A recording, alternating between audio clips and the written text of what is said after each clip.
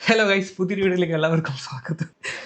ദിലീപിന്റെ പുതിയ പടമായിട്ടുള്ള ട്രെയിലർ റിലീസായിരിക്കുകയാണ്. നമ്മൾ അധികം ട്രെയിലർ റിയാക്ഷൻ ഒന്നും അങ്ങനെ ചെയ്യാറില്ല, പക്ഷേ ഈ സിനിമ ഇത് ഭയങ്കര റിലവൻ്റ് ആയിട്ടുള്ള ഒരു സിനിമയാണ് ഇപ്പോഴത്തെ ഈ ഒരു സാഹചര്യം വെച്ച്. നമ്മൾ അതുകൊണ്ടാണ് ഈ ഒരു ട്രെയിലർ റിയാക്ഷൻ വീഡിയോ ചെയ്യുന്നത്. ഓക്കെ, കുറച്ച് കാര്യങ്ങൾ പറയാനുണ്ട്. കാര്യം എന്താണെന്ന് വെച്ച് കഴിഞ്ഞാൽ, ഒന്ന്, ഈ സിനിമയുടെ ട്രെയിലർ അത് ഞാൻ ഓൾറെഡി കണ്ടു, എനിക്ക് ഭയങ്കരമായിട്ട് ഇഷ്ടപ്പെട്ടു. പിന്നെ ഈ ട്രെയിലറിനകത്ത് യൂസ് ചെയ്തേക്കുന്ന കുറെ ഡയലോഗ്സ് അത് ഇപ്പോഴത്തെ ഒരു സാഹചര്യവുമായിട്ട് ബന്ധപ്പെട്ടിട്ടുള്ള കുറച്ച് ഡയലോഗ്സ് ആണ് യൂസ് ചെയ്തിട്ടുള്ളത്. അതിന് എനിക്ക് തോന്നിയ കുറച്ച് കോയിൻസിഡൻസ് എന്നോ അല്ലെങ്കിൽ അവർ മനഃപൂർവ്വം കോയിൻസിഡൻസ് ഉണ്ടാക്കാൻ വേണ്ടിയിട്ട് പണിതെന്നോ എന്നൊക്കെ പറയുന്ന പോലെ ട്രെയിലറും റിയൽ ലൈഫുമായിട്ട് ബന്ധിപ്പിച്ച് കുറച്ച് കാര്യങ്ങൾ പറയാം. നമുക്ക് ആദ്യം ട്രെയിലർ കാണാം. ട്രെയിലർ തുടങ്ങുമ്പോൾ തന്നെ to enhance the sound quality connect a compatible audio device എന്നും പറഞ്ഞിട്ടാണ്. അതും നല്ല ചുമന്ന അക്ഷരത്തിലാണ്. ഈ സൗണ്ട് ക്വാളിറ്റി എൻഹാൻസ് ചെയ്യുന്നതുമായിട്ട് ബന്ധപ്പെട്ട് ദിലീപിന്റെ കേസിൽ ഒരു സാധനം ഉണ്ട്. ഡയറക്ടർ ബാലചന്ദ്രകുമാർ ദിലീപിന്റെ വീട്ടിൽ വെച്ച് മറ്റേ വീഡിയോയുടെ ഓഡിയോ 20% കൂട്ടി അവർ ഏതോ ഒരു ഡിവൈസിൽ പ്ലേ ചെയ്തത് പുള്ളി കേട്ടു എന്നുള്ള ഒരു സാധനമുണ്ട്. സാധാരണ ഇങ്ങനെ ഒരു dialogue enhance the sound quality എന്ന് അങ്ങനെ ട്രെയിലറിനകത്തൊന്നും എഴുതി വെക്കാറില്ല, അതും റെഡ് ലെറ്റർ എഴുതി വെക്കാറില്ല. ഇവർ എന്തെങ്കിലും ഉദ്ദേശിച്ച് എഴുതി വെച്ചതാണോ അതോ കോയിൻസിഡൻസ് ആണെന്ന് അറിയത്തില്ല. വാട്ട് എവർ, എനിക്കിത് കണ്ടപ്പോൾ അങ്ങനെയാണ് തോന്നിയത്. നമുക്ക് ട്രെയിലറിലോട്ട് പോവാം. നമസ്കാരം. ഗോകുലം ഗോപാലനാണ് ഗൈസ്. മൊത്തത്തിൽ ചോമ്പാണ് കേട്ടോ, അതുകൊണ്ടായിരിക്കും നേരത്തെ ചോമ്പ് പിടിച്ചത്. ഇപ്പൊ ഈ നാട്ടിൽ മുക്കിലും മൂലയിലും വരെ എന്റെ മുഖചിത്രമാണ്. ഡയലോഗ് നമ്പർ 1 ഇതാണ് ഞാൻ പറഞ്ഞത്. നിങ്ങൾക്ക് എന്നെ മനസ്സിലായി കാണും. ഈ നാട്ടിൽ ഇപ്പോഴും മുക്കിലും മൂലയിലും പുള്ളിയുടെ ചിത്രമാണ്. നിലവിൽ എന്താണ് അവസ്ഥ? ഏത് ചാനൽ എടുത്താലും, ഇനി ഏത് പോസ്റ്റ് എടുത്താലും, ഇൻസ്റ്റ എടുത്താലും, ഫേസ്ബുക്ക് എടുത്താലും മൊത്തം നിറഞ്ഞു നിൽക്കുന്നത് ദിലീപാണ്. കറക്റ്റ് ആദ്യത്തെ ഡയലോഗ് തന്നെ അത് വെച്ച് ഇത് കോയിൻസിഡൻസ് ആണെന്ന് നമുക്ക് പറയാൻ പറ്റില്ല കേട്ടോ. അറിഞ്ഞു പണിതതാ.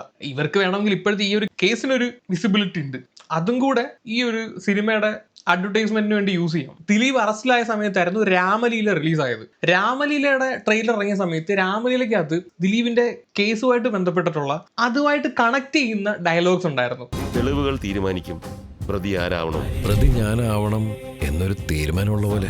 അന്നേരം അതൊക്കെ ഭയങ്കരമായിട്ട് അന്ന് ചർച്ച ചെയ്തതും ഓക്കെ ഈ കേസുമായിട്ട് ബന്ധപ്പെട്ട എന്തെങ്കിലും സിനിമയ്ക്കകത്ത് ഉണ്ടോ എന്നൊക്കെ അറിയാനുള്ള ഒരു സംഭവം ആൾക്കാർക്ക് അന്ന് തോന്നിയിട്ടുണ്ടായിരുന്നു. ഏതാണ്ട് അതേ ഒരു ലൈനിൽ തന്നെയാണ് ഇപ്പോഴത്തെ ഒരു സാഹചര്യം മനസ്സിലാക്കിയിട്ട് ഈ ഒരു ട്രെയിലർ ഇപ്പൊ റിലീസാക്കിയേക്കുന്നത്. ബാക്കി നോക്കാം. തമിഴ് നടന എന്താ പറയുക പേര്, കിങ്സ്ലിയാ, ഞാബിൻ എനിക്ക് കാണുമ്പോൾ സീരിയസ്ലി ഭയങ്കര വെറുപ്പീരായിട്ട് തോന്നിയ ഒരു നടനാണത്. ഇത് ഞാൻ കലക്കും. കലക്കും ഇത് കലക്കും. കാണുമ്പോ നമുക്ക് തോന്നുന്നുണ്ട് കലക്കുമെന്ന്.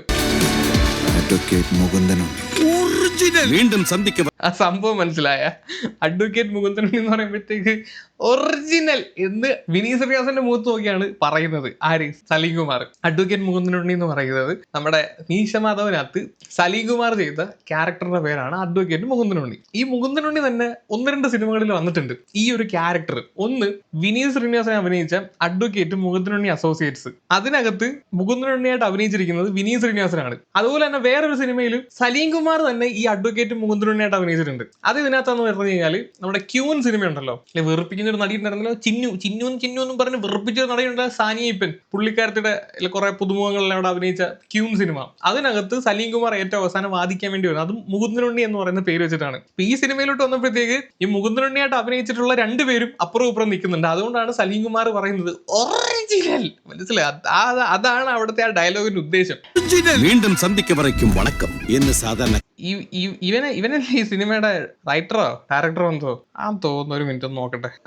Written by Faheem Sharaf and Noorin Shereef. അവൻ തന്നെ.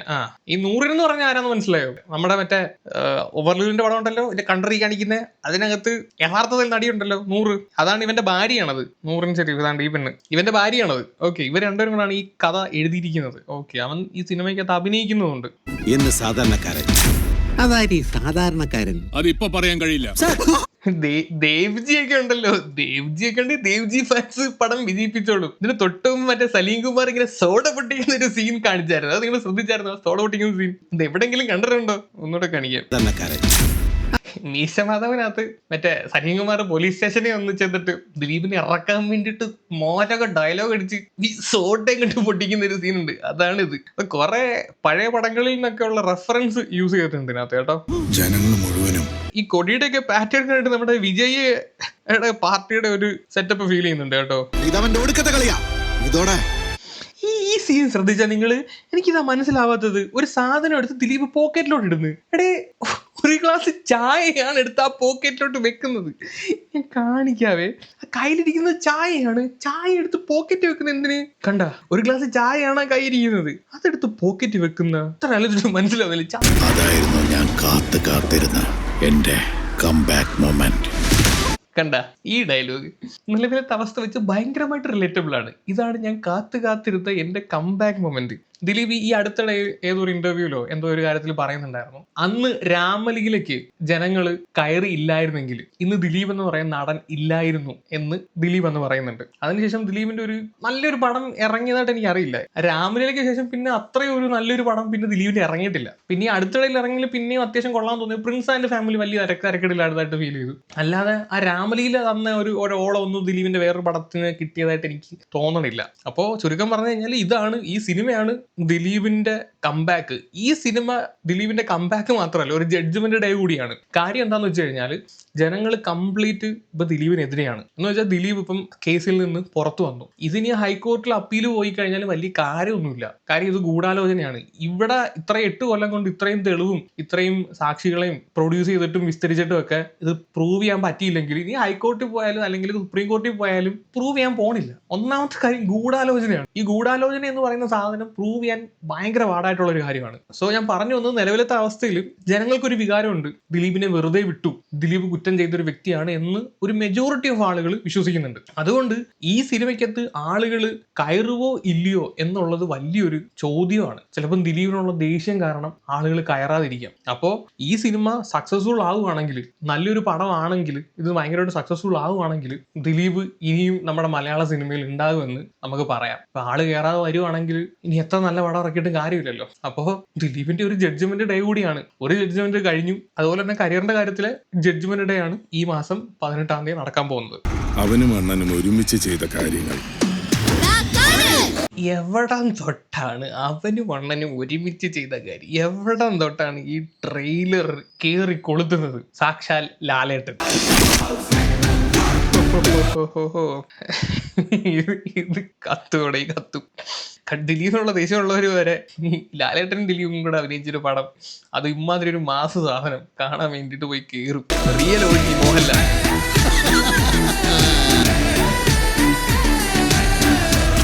ഡിസംബർ 18. ഏറ്റവും അവസാനം ഒരു കാര്യം കൂടി എഴുതി വെച്ചിട്ടുണ്ട്, ശ്രദ്ധിച്ചോന്ന് അറിയത്തില്ല നിങ്ങൾ. No logic only madness. So ഒരു കാര്യം കൂടെ പറഞ്ഞിട്ടാണ് പോകുന്നത്, ലോജിക്ക് ഒന്നും പ്രതീക്ഷിച്ച് ചെല്ലരുത്. ഇത് മൊത്തം ഇല്ലോജിക്കലായിട്ടുള്ള ഭ്രാന്ത് പിടിച്ച പരിപാടി മാത്രമേ ഉണ്ടാവത്തുള്ളൂ. ട്രെയിലർ ഇത് കത്തും എന്ന് പറയണ്ട, ഓൾറെഡി അത് കത്തി. കാര്യം ഫേസ്ബുക്ക് തുറന്നു കഴിഞ്ഞാൽ ട്രെയിലറിനെ പറ്റിയുള്ള കുറിപ്പുകൾ മാത്രമേ അത് കാണാൻ പറ്റുന്നുള്ളൂ. ഫോർ എക്സാമ്പിൾ ഞാൻ കാണിച്ചു തരാം. വേണ്ടേ, 2 അണ്ണന്മാരും കൂടെ ബോക്സ് ഓഫ് കത്തിക്കാനുള്ള വരമാണ്. പോസിറ്റീവ് റിപ്പോർട്ട് വന്നാൽ ഫൈനൽ 5 കോടി വരെ പോകും. ലാലേട്ടൻ പറഞ്ഞതുപോലെ ഔട്ട് ആൻഡ് ഔട്ട് മാസ് പരിപാടിയാണ്. അടുത്ത പോസ്റ്റ്, മൈരി നിർത്താറായില്ലേ? നെഗറ്റീവ് ഉണ്ട് കേട്ടോ, ഇല്ലെന്ന് പറയുന്നില്ല. ദിലീപിന്റെ സിനിമകൾ നിങ്ങൾ സപ്പോർട്ട് ചെയ്യുമോ എന്ന് 7 മണിക്കൂർ മുമ്പ് വന്നൊരു പോസ്റ്റ്. താഴെ അന്തത്തുള്ള ആരും ദിലീപിന്റെ സിനിമ കാണില്ല. ബലാത്സംഗം കേസ് കൊട്ടേഷൻ കൊടുത്തവന് ഒരു കോംപ്രമൈസും ഇല്ല, ഇവന്റെ സിനിമ ഇനി കാണില്ല. ഈ അണ്ണന്മാരൊക്കെ തന്നെ പോയി കാണും മിക്കവാറും. ഈ നായിന്റെ മോന്റെ സിനിമ ഇനി കേരളത്തിൽ ആരും കാണാൻ പോകുന്നില്ല. ഒരു കോപ്പുമില്ല. നോക്കിയോ, പടം നല്ലതാണെങ്കിൽ അത് വിജയിക്കണം എന്നാണ് എനിക്ക് പറയാനുള്ളത്. അത് വിജയിപ്പിക്കണം. അത് ദിലീപ് എന്ന് പറയുന്ന ഒരു നടൻ അഭിനയിച്ചെന്ന് പറഞ്ഞ് അങ്ങനെ മാത്രമല്ല അതിനകത്ത് പ്രവർത്തിച്ചിരിക്കുന്നത്. ഒരു കൂട്ടം ആളുകളുടെ പ്രയത്നമാണത്. സോ അന്നേരം ആ സിനിമയ്ക്കെതിരെ ഇങ്ങനെ ഒരു അലമ്പ് പരിപാടിയൊക്കെ ചെയ്യുന്നതുകൊണ്ട് എനിക്ക് യോജിപ്പില്ല. മാത്രമല്ല ദിലീപ് കുറ്റം ചെയ്തെന്ന് കോടതിക്ക് കണ്ടെത്താൻ പോലും പറ്റിയിട്ടില്ല. സ്റ്റിൽ ഡൗട്ടായിട്ട് നിൽക്കുന്ന ഒരു കാര്യമാണത്. നമുക്ക് ആർക്കും ഉറപ്പില്ലാത്തൊരു കാര്യമാണ്. അപ്പോൾ ഉറപ്പില്ലാത്തൊരു കാര്യത്തിന്റെ പുറത്ത് അങ്ങനെ ഒരു നടപടിയൊക്കെ എടുക്കുന്നതിനോട് എനിക്ക് വിയോജിപ്പാണുള്ളത്. നമുക്ക് നമ്മുടെ ഒപ്പീനിയൻ പറയാം, അല്ലെങ്കിൽ നമ്മുടെ വിദ്വേഷം കാണിക്കാം. അല്ലാതെ ഒരു കംപ്ലീറ്റ്ലി അങ്ങ് ബോയ്ക്കോട്ട് ചെയ്യുന്ന പരിപാടിയോട് എനിക്ക് യോജിക്കാൻ പറ്റുന്നില്ല. നല്ല ഇതുപോലെ കുറെ നെഗറ്റീവ് സാധനം വരുന്നുണ്ട് കേട്ടോ. കഴിഞ്ഞ പോസ്റ്റിൽ ഏട്ടനെ വിട്ടുപോയി, സോറി ഗൈസ്, നല്ല ഹൂമ്പിയ വിഗും തൊലിഞ്ഞ ലുക്കും. മമ്മൂണ്ണി ഫാൻസ് കരച്ചിൽ തുടങ്ങി. ഇതിന്റെ കമന്റ് സെക്ഷൻ ആണ്. ഇയാള് താടി വടിച്ചിരുന്നെങ്കിൽ ഇതിലും കോമഡി ആയനെ. പക്ഷെ ഈ വിഗ് ലുക്ക് വേണം. ഫേസ്ബുക്കിന്റെ കമന്റ് എന്റെ പൊന്നു കമന്റ് വേറെ എണ്ണം കാണിച്ചിട്ട് ചിരിക്കല്ലേ. ഇതൊക്കെ എവിടും തപ്പിയെടുത്തോണ്ട് വരുന്നു. അട്ടച്ച് തൂക്കി എന്നെ പോലെ എന്റെ ഫാൻസും ഊപ്പന്മാരായിപ്പോ. അയ്യോ തിന്തുപടിയത്. ഉദാഹരണം മോഹൻലാൽ ഇതൊക്കെ ആര് പടച്ചു വിടുന്നുണ്ടോ. സോ ഇജാതി കമന്റ്സ് ഒക്കെയാണ് ഫേസ്ബുക്കിലെ കാര്യമൊന്നും പറയാതിരിക്കുന്ന ഭേദം. അത് വേറൊരു യൂണിവേഴ്സാണ്, നമുക്ക് വേറെ പ്ലാറ്റ്ഫോമായിട്ട് അതിനെ കമ്പയർ ചെയ്യാൻ പറ്റത്തില്ല. അജാതി ഒരു ഇതാണ്. ഓക്കെ, ഇതിനകത്ത് ഒരു കാര്യം ഞാൻ ശരിയായിട്ട് എനിക്ക് തോന്നി. ലാല് വരുന്ന തുടക്ക ഫൈറ്റ് പോർഷൻ ഒഴിച്ച് ബാക്കിയെല്ലാം നല്ല അസല് നിർഗുണ ഫീല്. മോഹൻലാൽ എന്ത് ഊഫിയ ലുക്കാണ്, ശരിക്കും എന്തോ ഡൂപ്പിനെ വെച്ച് ചെയ്യിപ്പിച്ച പോലെയുള്ള മുഖം. അത് പറഞ്ഞതിനകത്ത് കാര്യമില്ലാതില്ല. ഈ മോഹൻലാൽ ഈ സെയിം ലുക്കിൽ അമൃതയുടെ ഒരു പരിപാടിയിൽ പങ്കെടുക്കാൻ വന്നിട്ടുണ്ടായിരുന്നു. ആ ഒരു പ്രോഗ്രാമിനകത്ത് മോഹൻലാലിന്റെ ലുക്ക് ഭയങ്കര രസമായിരുന്നു. പക്ഷെ ഈ സിനിമയിലോട്ട് വന്നപ്പോഴത്തേക്കും എന്തൊക്കെയോ ഒരു മാറ്റം പോലെ തോന്നി. പിന്നെ പെർഫോമൻസിനകത്തും ആക്ഷൻ പരിപാടിക്കകത്തൊക്കെയാണല്ലോ കാര്യം. എന്തായാലും നോക്കാം. പിന്നെ ലാലേട്ടന് ഡിസംബറിൽ പടം ഇറക്കി പൊട്ടിക്കുന്ന ഒരു ശീലം കൂടി ഉണ്ട്. ആ ഒരു ശീലം ഇതിനകത്തോടെ വന്നു കഴിഞ്ഞാൽ മൊത്തത്തിൽ ഹനിയാകാനുള്ള സാധ്യതയുണ്ട്. പിന്നെ ഈ പടം പൊട്ടുവാണെങ്കിൽ ദിലീപിന്റെ കാര്യത്തിൽ ഒരു പ്രതീക്ഷയും വേണ്ട എന്ന് എനിക്ക് പറയാനുള്ളൂ. കാര്യം എന്ന് പറഞ്ഞാൽ ഇതൊരു മാസ് പടം. ദിലീപിന്റെ പടങ്ങളിൽ സാധാരണ പണ്ട് നമ്മൾ കണ്ടിട്ടുള്ള പടങ്ങളിൽ കോമഡി ആണെങ്കിലും എന്താണെങ്കിലും അത് ലോജിക് ഇല്ലാത്ത പടങ്ങളാണ്. അന്നേരം നമ്മൾ ആ ഒരു സെൻസ് ഇരുന്ന് കണ്ട് ആസ്വദിക്കാൻ പറ്റും. ഈ ഒരു പടത്തിലോട്ട് വരുമ്പോഴത്തേക്ക് ഇതിനകത്ത് ലോജിക്കൊന്നും ഇല്ല. പോരാത്തതിന് ദിലീപിന്റെ ഈ ഒരു പടം വിജയിപ്പിക്കുന്നതിന് വേണ്ടിയിട്ട് മോഹൻലാലിന്റെ ക്യാമിയോ റോളും ഉണ്ട്. ഞാൻ വിചാരിച്ചു 1-2 സീൻസിനകത്തൊക്കെ മോഹൻലാൽ കാണത്തുള്ളൂ. പക്ഷെ ഈ ഒരു ട്രെയിലർ കണ്ടപ്പോഴത്തേക്ക് അവസാനത്തെ ഒരു 30 സെക്കൻഡ്സിനകത്ത് തന്നെ മോഹൻലാൽ ഉണ്ട്. ആ 30 സെക്കൻഡ്സിനകത്ത് തന്നെ കുറെ സീൻസ് കാണിക്കുന്നുണ്ട്. കാറിൽ പോകുന്നത് കാണിക്കുന്നുണ്ട്, സ്കൂട്ടറിൽ പോകുന്നത് കാണിക്കുന്നുണ്ട്, ഇവർ തമ്മിലുള്ള ഫൈറ്റ് കാണിക്കുന്നുണ്ട്, ഇവർ രണ്ടുകൂടെ ഡാൻസ് കളിക്കുന്ന ഒരു പാട്ടുണ്ട്. അപ്പൊ കുറച്ചധികം ലെന്തി ആയിട്ടുള്ള ഒരു ക്യാമിയോ റോളാണ് മോഹൻലാലിന്റെ. അതായത് വെറുതെ അങ്ങ് വന്നിട്ട് പോവല്ലെന്ന് തോന്നുന്നു ഇത് കണ്ടിട്ട്, ഈ ഒരു ട്രെയിലർ കണ്ടിട്ട്. അപ്പൊ അങ്ങനെയൊക്കെയുള്ള ഒരു പടമാണെങ്കിൽ ഈ ഒരു പടം നെഗറ്റീവ് സാധനം വന്നു കഴിഞ്ഞാൽ ദിലീപിന്റെ സിനിമാ കരിയർ അല്ലെങ്കിൽ ഒരു തിരിച്ചുവരവ് അത് കഴിഞ്ഞ് വലിയ പാടായിരിക്കും. നല്ല പടമായിരിക്കട്ടെ എന്ന് പ്രതീക്ഷിക്കുന്നു. കൂടുതലൊന്നും പറയുന്നില്ല ഗൈസ്. എന്താണ് നിങ്ങളുടെ ഒപ്പീനിയൻ? താഴെ ഒന്ന് കമന്റ് ചെയ്യാൻ. നിങ്ങൾക്ക് ഈ ട്രെയിലർ കാണാൻ ഇഷ്ടപ്പെട്ടോ ഇല്ലയോ എന്നുള്ള കാര്യം താഴെ ഒന്ന് ഉറപ്പായിട്ടും കമന്റ് ചെയ്യണം കേട്ടോ. അപ്പൊ ശരി, വേറെ വീഡിയോ എടുക്കാം. ബൈ.